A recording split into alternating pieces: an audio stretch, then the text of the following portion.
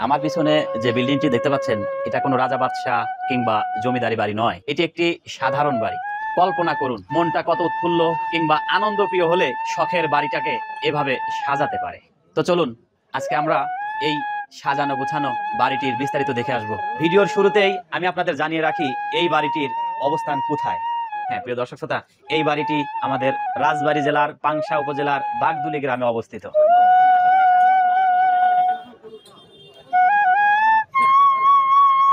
প্রিয় দর্শক শ্রোতা, দেখুন চোখ ধাঁধানো, মন মাতানো, নয়নাভিরাম দৃশ্যগুলো সত্যি প্রশংসার দাবি রাখে এর মালিক, সেই সাথে প্রশংসার দাবি রাখে এই বিল্ডিংটির তৈরিতে সহযোগিতা যারা করেছেন শ্রদ্ধেয় মিস্ত্রিগণ।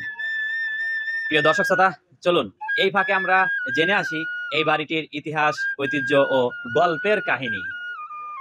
আমি আলহাজ মোকাররম হোসেন। আমি স্বাস্থ্য বিভাগের একজন কর্মচারী ছিলাম। আমি অবসরপ্রাপ্ত, বর্তমানে এই বাড়িতে ক্রয় মূল্যে বসবাস করি আর কি। ছেলে মেয়ে নাতিপুতি নিয়ে বসবাস করি আর কি। ব্রিটিশ শাসনের শেষে পাকিস্তানের শুরুতে এই বাড়িটি নির্মাণ হয়। এই বাড়িটি নির্মাণ করেন পিয়ারি দেওয়ান মজুমদার। তো পরবর্তীতে এই বাড়িটি কোনো মেরামত হয় না এবং তাদের আত্মীয় স্বজন বিভিন্ন জায়গায় বিক্রি করে। আমি সেই জায়গা থেকে ক্রয় মূল্যে খরিদ করে ওই জায়গায় বসবাস করতেছি আজকে প্রায় 24-25 বছর। আমি যতটুকু পারছি মেরামত করছি। বাড়িটি এখন হলো জরাজীর্ণ, বসবাসের প্রায় অযোগ্য। অচিরেই আমি পুনরায় মেরামত করবো বলে আমি আশা করি। আমি যতদূর শুনছি এই বাড়িটি ব্রিটিশ আমলে তৎকালীন ভারতের কলকাতা থেকে মিস্ত্রি আইনে নির্মাণ করা হয় এবং বাড়িটি প্রথম যে সময় নির্মাণ করা হয়েছিল খুবই মনোমুগ্ধকর ছিল, কিন্তু আজকে জরাজীর্ণ প্রায় সংস্কার না করলে এই বাড়িটির আর সেই আগের ইতিহাস ফিরে পাওয়া সম্ভব নয়। বাড়িটি দ্বিতল ভবন। বাড়িটির নিচে আছে 6টা রুম আর উপরে আছে 4টি রুম। উপরে বসবাসের প্রায় অযোগ্য হয়ে গেছে, নিচেও তাই। এই হলো বাড়ির অবস্থা। বাড়িটি 1 একর 51% উপরে জমি। বর্তমান আমার ইয়েতে আছে 86% জমি, আর অন্য জায়গা তারা বিক্রি করছে। এখানে একটা পুকুর আছে, তার আংশিক অংশীদার আমি। মোটামুটি বাড়িটা একটা বসবাস করার জায়গা, কিন্তু বাড়িটা জরাজীর্ণ হয়ে গেছে আর কি। তারা নিচেই বসবাস করে, তাদের উত্তরসূরিরা নিচে আমার নিচতলায় বসবাস করে। এই আর অনেকে মারা গেছে, কেউ জীবিত আছে। এই বাড়িতে যেতে হলে আপনাদের রাজবাড়ী জেলার পাংশা উপজেলার আজিজ সর্দার মোড় বাস স্ট্যান্ডে আসতে হবে। এই বাস স্ট্যান্ড থেকে ভ্যান অথবা অটোতে যেতে পারবেন বাগদুলির হাটে, আর ওখান থেকে কিছু দূরে যেতে কাছারি মোড়ে অবস্থিত এই বাড়িটি।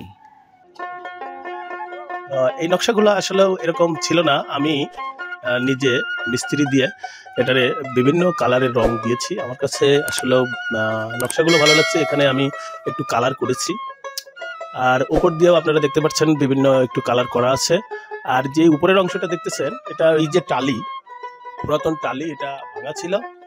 এখন সেই ভাঙা অংশটা যে ছোট রেল দিয়ে আটকানো ছিল, সেটা নষ্ট হয়ে যায় জং ধরে। ওটাকে টালিটাকে আটকানোর জন্য আমরা একটু কাঠ দিয়ে আটকাই রাখছি। এটাকে আমরা একটা সুন্দর শেফে আনবো, ইনশাল্লাহ মেরামত করব। আরও কিছু রংচং করতে হবে।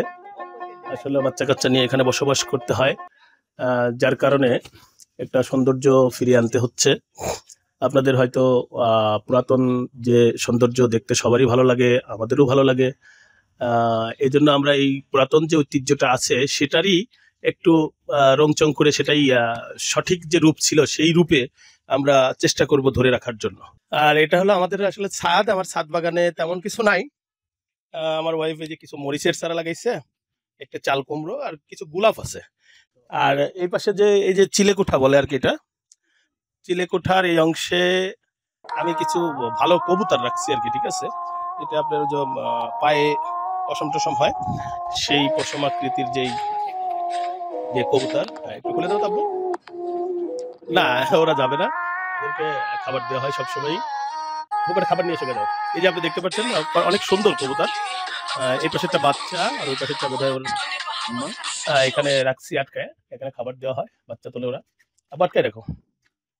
এটা হচ্ছে বারান্দা। এই তো ছাদের যে চিলেকোঠা বলে সেটা চিলেকোঠা। হ্যাঁ, চিলেকোঠার উপরে ওঠা যায়, সেটা আসলে সিঁড়ি নাই, ওটা মইটই দিয়ে উপরে ওঠা যায়। আসলে ওখানে তেমন কিছু নেই, ছাদেরই একটা অংশ। ওটা হলো একটা ছোট ছাদ, না তেমন কিছু নাই। ওটা ময়লা টয়লা গাছ টাছ লাগাই আছে। এই যে আপনি দেখতে পাচ্ছেন এই যে নকশাগুলা, এই নকশাগুলা কিন্তু ভেঙে গেছিল। আমরা অন্য জায়গার নকশা এই বিল্ডিং এর যে পাশে ছিল সেরকম করে আবার মিস্ত্রি দিয়ে এগুলারে সুন্দর করে আবার ওই পুরাতন ভাবেই যেভাবে ছিল সেভাবে আবার নতুন সিমেন্ট দিয়ে তৈরি করা এটা। ঠিক আছে, তো চাচ্ছিলাম যে এটাকেই সংস্কার করে যেই পুরাতন শেপে ছিল সেটারই একটা আদল আমরা আগামী যে প্রজন্ম আছে এই প্রজন্মর একটা উপহার হিসাবে, যে নতুন পুরাতন জিনিসকে নতুন করে সাজিয়ে রাখার যে একটা সৌন্দর্য, সেই সৌন্দর্যকে মানুষের সামনে তুলে ধরার জন্য চেষ্টা করছি আর কি। এই বাড়িটিতে গিয়ে আমি প্রথমেই হতম্ব হয়ে গিয়েছি যে এত সুন্দর বাড়ি এই গ্রাম অঞ্চলে অবস্থিত।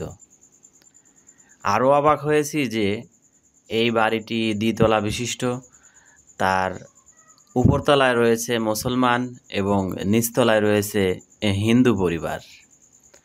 আমি শুনে রীতিমতো অবাক হয়ে গেছি, হয়তোবা এটাই বাংলাদেশের একমাত্র বাড়ি যেখানে হিন্দু মুসলমান একই সাথে বসবাস করে।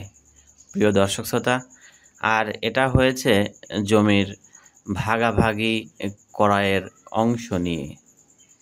সত্যি আমার কাছে অসাধারণ লেগেছে এই বিল্ডিংটি। যারা নিচতলায় বসবাস করে সনাতন ধর্মাবলম্বীরা, তাদেরই পূর্বপুরুষেরা এটা তৈরি করেছে আমি জানতে পেরেছি।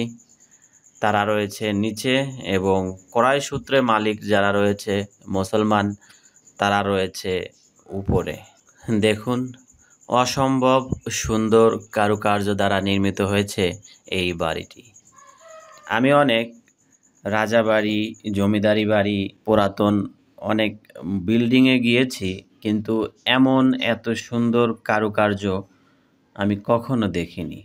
প্রত্যন্ত গ্রামে এত সুন্দর একটি বিল্ডিং তৈরি করেছে, না জানি মন মানসিকতা কতটা ভালো ছিল, না জানি আগেকার সেই ব্রিটিশ পিরিয়ডের মানুষগুলো কতটাই না শৌখিন ছিল। প্রিয় দর্শক শ্রোতা, আপনারা আসবেন, দেখে যাবেন এই দ্বারকা ভবন, দেখে যাবেন আমাদের পাংশার ঐতিহ্য। এই বাড়িটির গল্প, কাহিনী, ইতিহাস বলে শেষ করতে পারবো না ছোট্ট এই ভিডিওতে। আপনারা যদি আরও গল্প কাহিনী জানতে চান তাহলে একদিন চলে আসুন রাজবাড়ী জেলার পাংশা উপজেলার বাগদুলি গ্রামে অবস্থিত এই দ্বারকা ভবনে।